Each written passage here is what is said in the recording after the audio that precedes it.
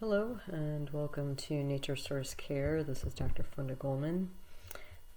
Today is winter solstice, 2022, December 21st.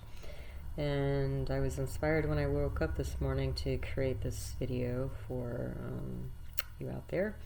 So the video is how to chant mantras, and we're going to look at specifically the Pavamana mantra, which basically the concept of that is lead me from darkness to light.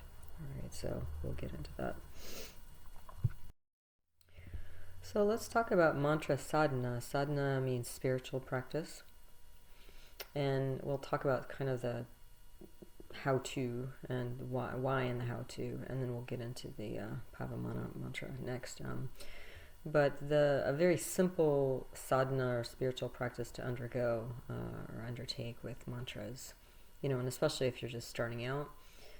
Sometimes too, I find people who have a lot of mantra practice, like they chant and chant and chant, and sometimes it's good to kind of come back down to basics and keep it real simple, because sometimes they're chanting so much out of like fear rather than spirit or heart. So in any case, so the practice is very simple. You basically chant the mantra 108 times for 40 days.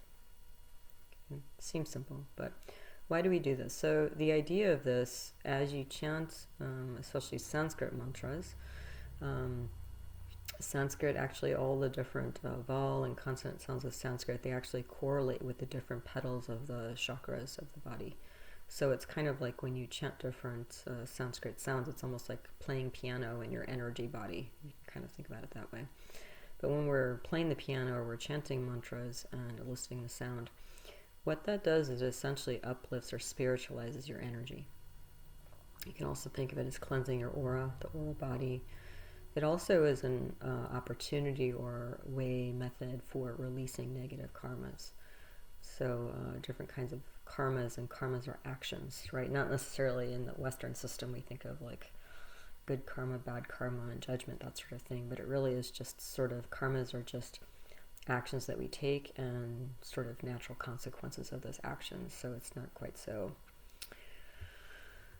I guess, judgmental in concept.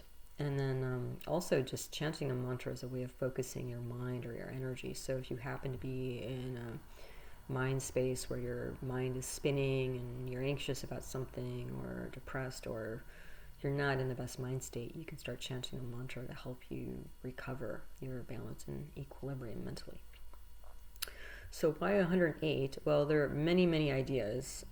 These are just a few that I've heard a lot. So, and they actually also support, the other content, video content I provide on this channel. So there are about 108 marma points on the body. These are energy points. This comes from Ayurveda, traditional Indian medicine. Marma points and marma therapy is kind of like acupressure, but from the Indian system, not the Chinese system.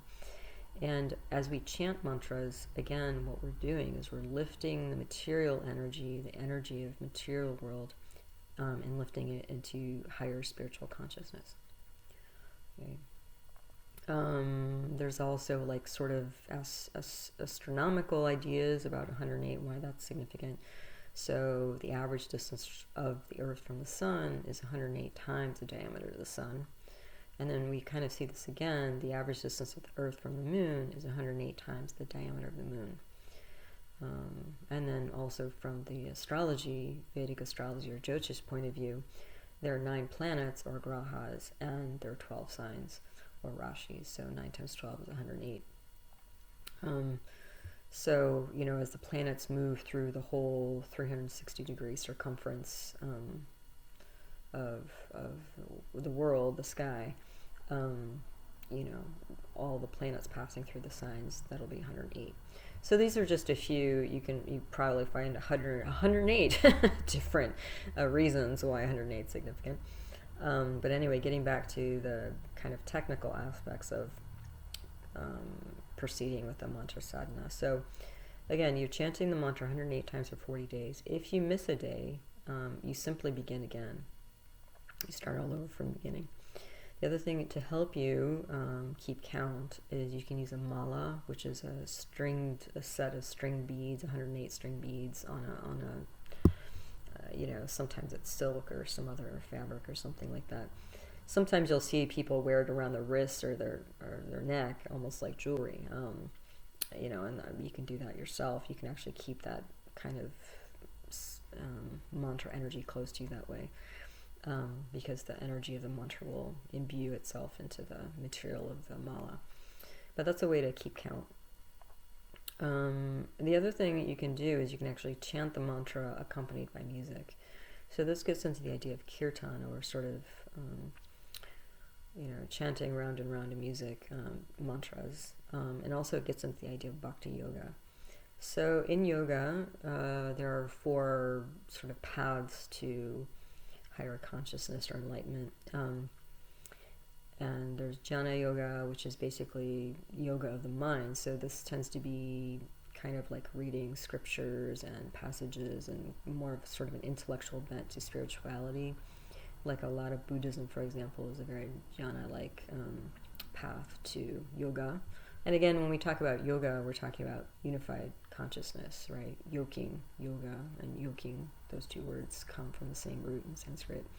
So all we're really trying to do with this is just unite ourselves, with the higher self. So Bhakti Yoga is the second path. Bhakti Yoga is really yoga of the heart. And so this is just really more of a devotional type of yoga. So chanting, dancing, singing, that sort of thing. All these sorts of activities that, that energy sort of filters through the heart and the throat. And, there's an expression, sort of emotional expression of this unified consciousness. So chanting mantra with music is more of a bhakti type. I find when I do mantras without music, I actually sometimes find it harder to embody the energy, because it tends to be more mental for me, and this may just be my practice. And sometimes if my mind is really whirling, it's hard to kind of keep to the mantra, as my mind slips off of it, and I have to kind of bring my mind back to the mantras gently. But I find, though, with the bhakti yoga, it's just for me, it's sort of a juicier maybe that's a funny word to use, a juicier way of working with the mantra. It tends to sort of soothe the edges of my being more, I find. It tends to be a bit more uplifting. It tends to sort of, it's almost like I feel the mantra more in my body and in my heart. It kind of drops down into a different space in my being. So I like to chant mantras to music a lot, but I don't always. The other thing about when you chant mantra, and my mantra guru is Tamas. He has many, many books and CDs. They're available on Amazon. He's passed on from his bodily form, but most of my mantra teachings and guidance I've gotten from him through his actually books and CDs, and he's amazing. You'll have people suggest when you chant mantras that you should be very strict, and that might work for some people, and be very focused and concentrated. But he would even say, like, if you're driving in your car, as long as you're not causing an accident, because that would be more karma, you can chant mantras in your car or when you're vacuuming. Like, he didn't really put it in this place or describe it as, you can only chant mantra, in a very sort of strict way. And it's probably I'm sure there are differences karmically, but I guess at the end of the day, we all get busy if we're living in a house, if we're householders. And I'd rather chant mantras to vacuuming than not chant mantras at all. So I guess that's my stance on it. But anyway, getting back to this. So where was I? I'm getting a little bit lost here. Mercury's going retrograde soon. I can feel it.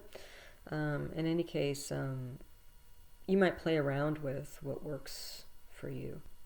what works best for you in terms of, I think, maintaining a consistent practice that you enjoy, that you're not resisting or feel like you have to do out of duty or obligation, that it's, that there's a flow to it. So you might consider adding music to your chanting.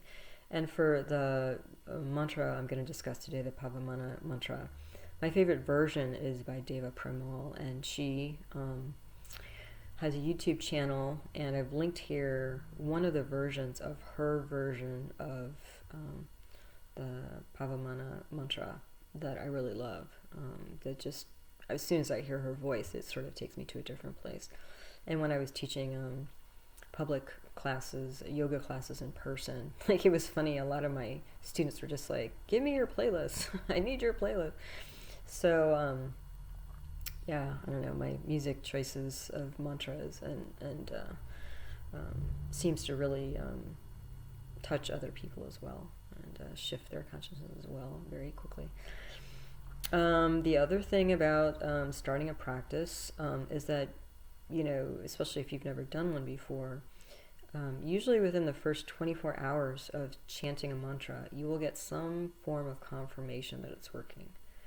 Like, there'll be some synchronicity, somebody will say something, you'll read a banner or a license plate or something that's confirming that the effort that you're making in chanting the mantra is sort of being received by the universe and sort of coming back to you. It's kind of hard to explain otherwise, but you'll run across something,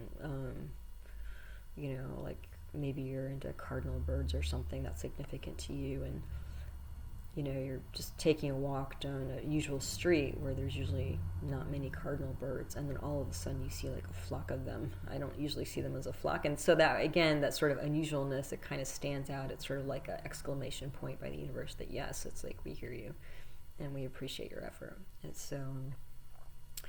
so look for that. The other thing is that Tamas Ferrand mentions that on days 35 to 38, so towards the end of the practice, the 40-day practice, you might experience some turbulence in your life. And what this is it's basically you're discharging the negative karmas. You're basically clearing your energetic field. And so what that means essentially is, like, even though there's some turbulence on days 35 to 38, it's kind of better to discharge those karmas in this way, because they're sort of in a attenuated form, the weakened form, and so they won't sort of hopefully mushroom and blossom into larger karmas that you might want to avoid. So consider that. Although my personal note on that is that sometimes I find if the karma is really ripe, it won't wait till day 35 or 38. Like, sometimes you'll get, like, as soon as you chant the mantra, like maybe day 2 or 3, like, you'll be like, whoa, what just happened in my life? And you're kind of like, I was chanting this mantra and then everything got, blown to pieces. And it's sort of like, well, it's actually because the mantra is working and you're clearing out the negative karmas. So just, I'm just flagging this for you so that, like, you kind of understand it and actually appreciate it, rather than get dismayed and you're like, hey, I'm chanting this mantra and then, life is falling apart or something. There's actually more order coming through the chaos, essentially. All right, so that's, simple, basic, but this is effective. I mean, whenever I chant a mantra, I do this practice. I've done more intense practices where it's like hours and hours, and it's, I don't know, I feel like I get disconnected from the mantra, and so I'd rather keep it simple, do it well, be consistent, and I tend to see results. So that's what I would suggest, but I'm sure other people have other opinions about that. In any case, let's talk about the mantra that I've chosen for today. And this is inspired because, again, today is the winter solstice, 2022. It's called the Pavamana mantra. It's from the, let's see if I can say this, Bradaranyaka Upanishad, ancient spiritual text. And there's the Devanagari script here. And just to sound it out, it is Asato ma sadgamaya tamaso ma jyotir gamaya mrityor ma mritam gamaya. Okay, so that's what you would be chanting 108 times if you're doing a practice.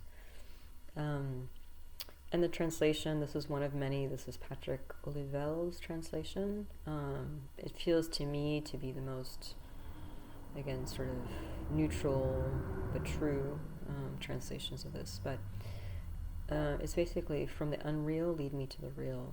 From the darkness, lead me to the light. From death, lead me to immortality. And so basically these are three different ways of sort of asking, requesting, imploring the universe, God, nature, source, goddess, ultimate reality, whatever you want to call it, to remind us, because we are spiritual beings in addition to material beings. But it's easy to lose sight of that in the day-to-day workings and grindings of the material world.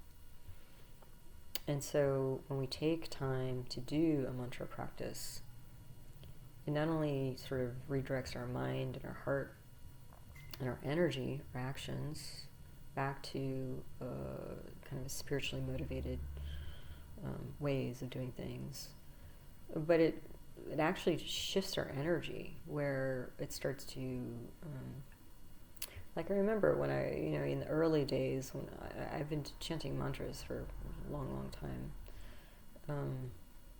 Like I would be in my room chanting for just, and again, if you do a short mantra like this for 108 times, it takes about 5 minutes. It doesn't take long. But I noticed that if I did my mantra practice, well, first of all, my roommate's cat would come in the room and just would like rub itself all over me. He'd love the vibration of mantras. But the other thing is, I was working in retail during some days when I was chanting mantras, and I noticed that if I chanted the mantra before coming to work, people would respond to me differently. Like they would just sort of hang around, not even really saying anything. Sometimes they would say something, but they just sort of like would hang out in my vibe. I don't know how else to describe it.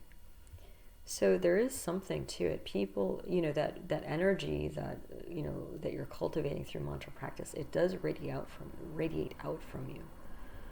And so you sort of become this, this, what do they say, like lighthouse in the darkness, and again, people don't know that you've done it. You don't have to tell them, but something is clearly happening.